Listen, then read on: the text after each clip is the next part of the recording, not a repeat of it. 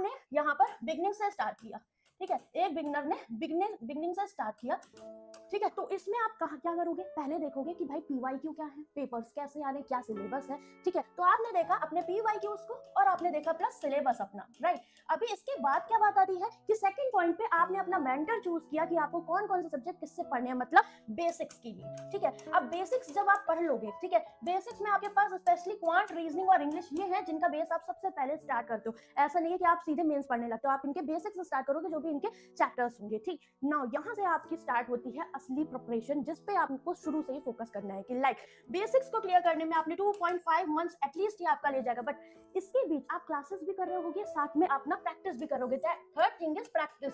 But ये जो practice है ये कैसी होनी चाहिए, टॉपिक वाइज। टॉपिक वाइज का मतलब समझ रहे हैं, टॉपिक वाइज का मतलब ये हुआ कि क्वांट में आपने जो टॉपिक पढ़ा हुआ है एटलीस्ट उसके 50 से 100 क्वेश्चन आप प्रैक्टिस करो अपनी रिक्वायरमेंट के अकॉर्डिंग कि आप कितना रिटेन कर पा रहे हो, ठीक है। बिकॉज जब तक आप लैंग्वेज से फैमिलियर नहीं होगे विद टाइमर प्रैक्टिस करना भूल जाओगे, ठीक। सेकंड पॉइंट इज आपके एग्जाम में, अभी मैं बच्चों के कमेंट्स देख रही थी, बोल रहे थे कि मैडम टाइमर पीडीएफ से प्रैक्टिस करनी चाहिए क्या, या कोई कह रहा था कि पीडीएफ का नहीं है। तो मैंने बोला पीडीएफ के जमाने गए, क्यों, क्योंकि टाइमर के साथ ही प्रैक्टिस स्टार्ट करो। You don't have that much time in your examination कि आप पहले पीडीएफ से कर रहे हो फिर टाइमर के साथ कर रहे हो। आप कंफर्ट जोन में एक बार आगे टाइमर के साथ आने में फिर आपको वही सेम एफर्ट्स दोबारा करने पड़ेंगे। तो स्टार्ट करो टाइमर के साथ, भले 10-10 क्वेश्चन की स्टार्टिंग आप कर रहे, ठीक है। तो topic wise practice for each and every subject is very important, specially quant, reasoning में अगर आप देखोगे, और इंग्लिश में भी सेंटेंस कनेक्टर आज भी बच्चे मेंस देने जाते हैं उनको नहीं आते। रीजन क्या है, प्रैक्टिस ही नहीं है। फ्रेज रिप्लेसमेंट में अभी भी डर बैठा हुआ है, इन्फ्लुएंस बेस्ड आरसी के क्वेश्चन से क्यों नहीं आ रहे, क्योंकि प्रैक्टिस उतनी हुई नहीं है। तो वो चीजें आपको एक जगह अलाइंड वे में प्रैक्टिस करनी पड़ेंगी।